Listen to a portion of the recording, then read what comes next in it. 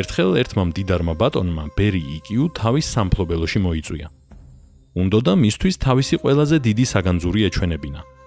ფრთხილად და მოწიწებით გახსნა აბრეშუმის ქსოვილი, რომელშიც 300 წლის შეუფასებელი ჩაის ფიალა იყო გახვეული. ამის მსგავსი მთელს ქვეყანაში მეორე არ მოიძებნება.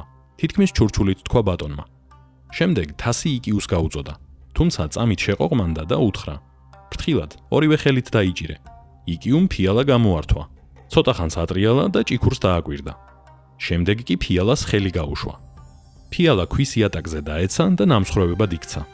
ბატონმა შეჰკიულა და სიტყვაც კი ვერ თქვა. იკიუმ გაუღიმა და მიუგო. ამიერიდან აღარ მოგიწევს ფიალაზე დარდი. ყველა ძვირფასი ნივთი შენს რაღაც ნაწილს ფლობს. რაც უფრო ძლიერად ჩაებღაუჭები მას, მით უფრო მეტად გადაგიწყვეტს როგორ იგრძნო თავი.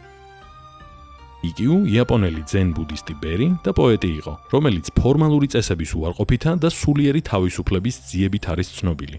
მისი სწავლებები კი დღემდე აქტუალურია.